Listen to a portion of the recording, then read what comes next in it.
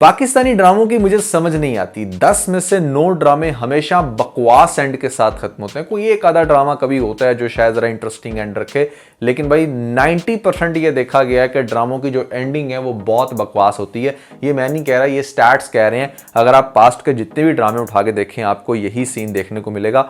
Audience कभी भी satisfied नहीं हुई और मुझे आज तक इस मंतक की समझ नहीं आई कि ऐसा क्यों होता है। जहां पर राइटर इतनी मेहनत करता है स्टार्ट में, इंटरवल में, एंडिंग में मेहनत क्यों नहीं होती। एंड में तो मतलब ऐसे जैसे सारे मतलब हथियार डाल के भाग जाते हैं। सो मैं ड्रामे का एंड कैसा हुआ, कौन से इंटरेस्टिंग पॉइंट थे, कौन से स्टूपिड, इन सभी क्वेश्चंस के आंसर मैं आज के इस वीडियो में देने वाला हूं। फिर जो नए लोग आए मेरे चैनल पर, अगर आप लोगों ने अभी तक पीके लग्जरीज वेबसाइट को विजिट नहीं किया तो भैया लव डे की सेल चल रही है, 50% ऑफ ऑलमोस्ट सभी आइटम्स के ऊपर है।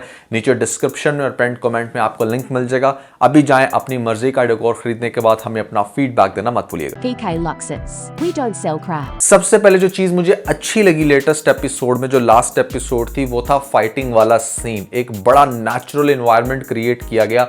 घर के अंदर जिस तरह से फाइट चल रही थी, सारे मेंबर्स को इकट्ठे दिखाया गया और खास तौर पे मस्त से कि जो जैद कैरेक्टर की एक्टिंग थी दैट वाज अमेजिंग। जिस तरह से वो एग्रेशन से बोला, जिस तरह उसने खास तौर पे कसूनू मारा रेहान को, that scene was fantastic. Overall एक बड़ा अच्छा किक स्टार्ट था आई वुड से मैं ड्रामे की लास्ट एपिसोड का। लेकिन सबसे बड़ी जो चवल दिखाएगी लास्ट एपिसोड में वो ये कि मतलब आयरा को ना बिल्कुल ऐसे फरिश्ता बना के प्रेजेंट किया गया कि जैसे हाय हाय ये तो बहुत अच्छी, बहुत ही कोई सेंसेबल और ऐसे में लविंग लड़की थी, जो बिल्कुल ऑपोजिट रहा पूरे ड्रामे के अंदर। आयरा बिल्कुल भी लविंग नहीं थी, वो बड़ी सेल्फिश थी। पूरे ड्रामे के अंदर कोई भी ऐसी हरकत नहीं की जिससे हमारे दिल में उसके लिए प्यार पैदा हो या हम ये समझे कि हाँ भाई आयरा को तो सारी सिंपैथी जाती है। मां सवाए इसके उसके भाई की डेथ हुई, वो भी जिन सर्कमस्टांसेस में, सब आपके सामने है। But Ayra as a character अपने आप को पता नहीं क्या समझती रही है और कितना स्टूपिड एंड आपने दिखाया उसका कि वो अपने आप को करिए कि हाँ तुमने तो मेरे पे इतबार ही नहीं किया, हमारे बाप की मैं, मुबशरा की मैं और तुम्हारी मैं उस घर के अंदर सिर्फ नजर आती है। हाँ तुमने तो मेरे पे तब भी इतबार नहीं किया जब मैंने 5 करोड़ मांगा। अरे बीबी, दुनिया की कोई भी लड़की अगर 5 करोड़ की डिमांड करेगी तो उसका हस्बैंड एक दफा तो देखेगा ना, या होने वाला हस्बैंड, कि ये कैसी डिमांड कर रही है। It's natural. यानी कि तुम्हारा कहने का मतलब था कि अगर आप 5 करोड़ की डिमांड करो अपने शादी के टाइम पे, जिसका पहले किसी को भी इल्म ना हो और सब बड़े आराम से कहें जी जी जी बिल्कुल बिल्कुल हम आपको दे रहे हैं, लाख दी लानत है।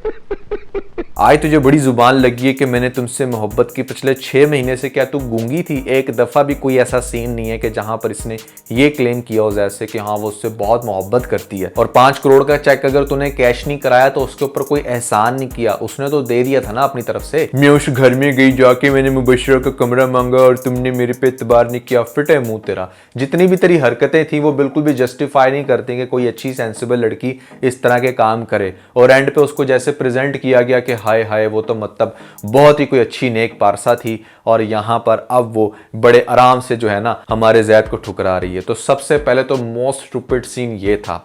दूसरा जो सबसे बड़ा स्टूपिड सीन था, मुझे समझ इस बात की नहीं आती कि भाई मुबशरा को जब आपने दिखाया, जो मैं खुद भी बोल रहा था कि उसको वाकई में अब सच्ची में मोहब्बत हो चुकी है जैद के साथ, तो ऐसी कंडीशन में जहां पर वो ये क्लेम कर रही है कि कहीं ना कहीं मुझे तुमसे मोहब्बत हो गई।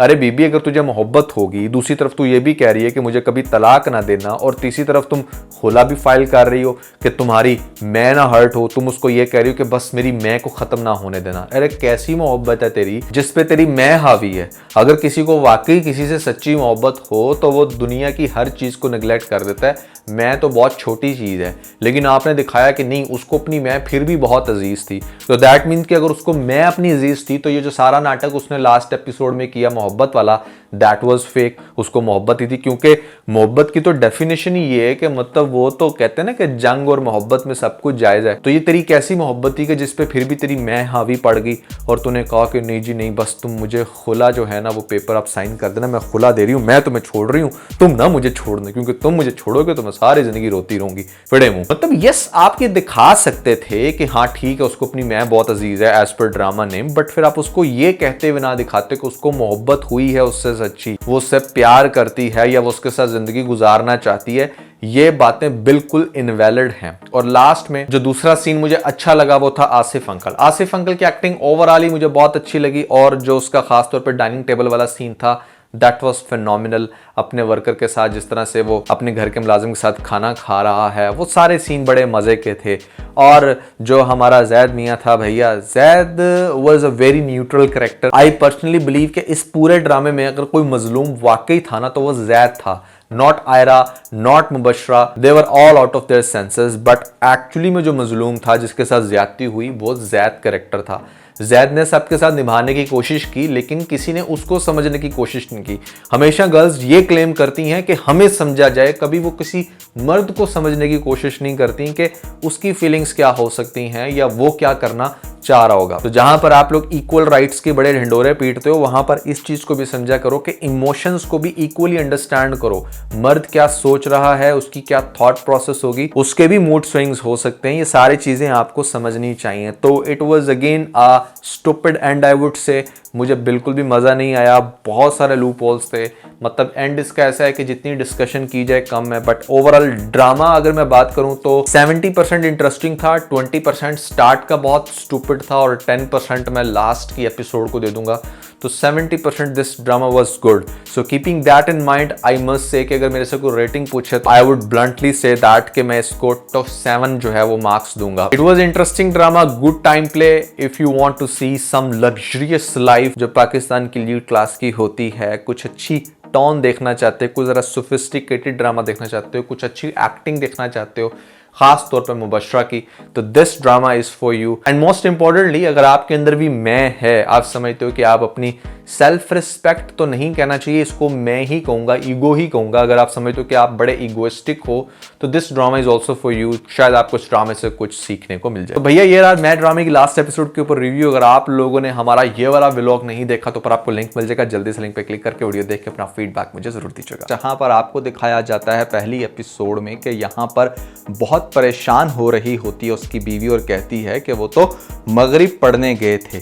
तो आगे से कहती है हमारी आयरा कि नहीं, अब तो ईशा का टाइम हो रहा है। मगरिब की नमाज पढ़ने गए हैं, मगरिब अब तो ईशा हो रही है। फिर उसके बाद बाहर जाती है और जाकर पूछती है लोगों से कि वो तो ईशा पढ़ने आए थे। आपने आमिर भाई को कहीं देखे वो ईशा पढ़ने आए थे? आपको आमिर भाई का कुछ पता है? वो ईशा पढ़ने के लिए घर से निकले थे, अभी तक वापस नहीं आए। और फिर आपको अगले सीन में दिखा दिया जाता है कि हमारी आयरा कहती है कि आमिर भाई कब से मगरिब पढ़ने गए हैं, घर वापस ही नहीं आए। ईशा पढ़ने के लिए घर से निकले थे, मगरिब पढ़ने गए हैं, घर ईशा पढ़ने के लिए घर से। अरे बीबी, पहले ये डिसाइड कर लो कि वो मगरिब पढ़ने गए थे या ईशा, ताकि उनको ढूंढने में आसानी हो।